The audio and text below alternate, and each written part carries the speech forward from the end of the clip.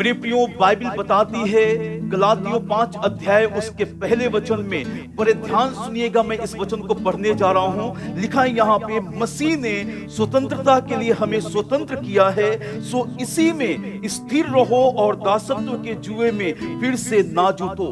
जी हाँ मेरे प्रियो, मसीह ने स्वतंत्रता के लिए हमें स्वतंत्र किया है। मसीह ने अपने पवित्र लहू से आपको और हमको उन्होंने स्वतंत्र किया है, आजाद किया है। जब हम पाप के गुलामी में थे, परमेश्वर ने, प्रभु यीशु ने हमें आजाद किया है।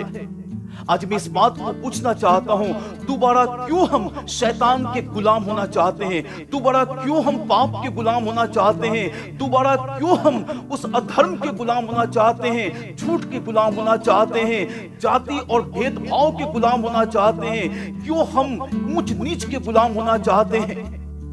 आज मैं इस बात को पूछना चाहता हूं, क्यों आज हम नशे से अपने आप को गुलाम करना चाहते हैं? क्यों गंदी आदतों से आज हम गुलाम होना चाहते हैं? बाइबल बताती है मसीह ने हमें आजाद किया है, मसीह ने हमें स्वतंत्र किया है। उसके लहू का हम आदर करें, उसके बलिदान का हम आदर करें। परमेश्वर ने हमें आजाद किया है। बाइबल बताती है गलातियों 2 अध्याय उसके 18 वचन में लिखा है कि क्योंकि जिस वस्तु को हमने गिरा दिया, दोबारा फिर से हम उसे उठाते हैं तो हम अपराध करते हैं। पौलुस ने कहा कि हम अपराध करते हैं जब हमने जिस चीज को गिरा दिया है, जिस पाप को हमने छोड़ दिया है, जिस अधर्म को छोड़ दिया है, जिन बुराइयों को हमने छोड़ दिया है, यदि हम दोबारा फिर से उसे अपने जीवन में धारण करते हैं, हम परमेश्वर के विरोध में हम पाप करते हैं, हम अपराध करते हैं। और मैं इस बात को बता दूं मेरे प्रियो कि जो लोग फिर से परमेश्वर के लहू का आदर नहीं करते और दोबारा फिर से उस अधर्म और पाप में लेकर के जाते हैं, बाइबल ऐसा बताती है उनके लिए परमेश्वर का राज्य नहीं है, उनके लिए परमेश्वर का अनंत जीवन नहीं है, उनके लिए वो स्वर्गीय राज्य नहीं है। परमेश्वर के किसी भी आशीषों में वो सहभागी नहीं हो सकते हैं।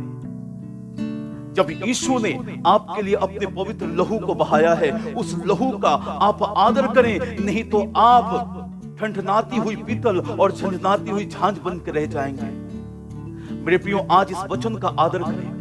परमेश्वर आपको बहुतायत से आपके जीवन में काम करना चाहता है। प्रभु इस धरती पे चाहता है, उसने अपने पवित्र लहू से आपको धोया है। वो चाहता है आप पवित्र बने रहें, और भी पवित्रता में आप आगे बढ़ते चले जाएं, और भी परमेश्वर के वचनों में आगे बढ़ते चले जाएं। प्रभु के वचनों से, प्रभु की आज्ञाओं से अपने आप को इस धरती पे आप तैयार करें, ताकि जब मसीह आए वो आपको अपने राज्य में लेके चला जाए।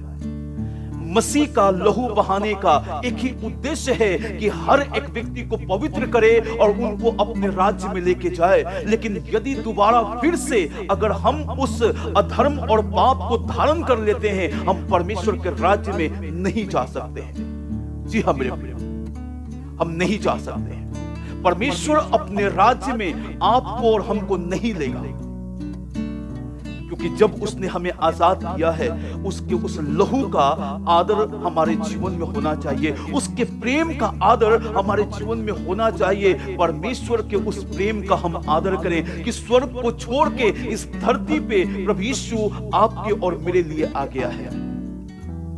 आपके और मेरे लिए उस स्वर्ग को छोड़ के इस धरती पे प्रभु यीशु आ गया और अपने पवित्र लहू को उसने बहा के हमें आजाद कर दिया है। अब हम क्यों गुलाम होना चाहते हैं? अब हम क्यों दोबारा फिर से उसी जाल में फंसना चाहते हैं? क्यों हम शैतान के बंधन में दोबारा फिर से हम जाना चाहते हैं? अगर दोबारा फिर से उसके बंधन में चले गए, उसके बाद मैं कहना चाहता हूं, परमेश्वर का राज्य आपके लिए नहीं है, वो अनंत जीवन आपके लिए नहीं है जो मसीह ने आपके लिए तैयार किया है। प्रभु आप सभी को आशीष दे। बड़े ध्यान से आप इस पे विचार कीजिएगा, इस पे ध्यान दीजिएगा कि परमेश्वर का वचन क्या कहता है।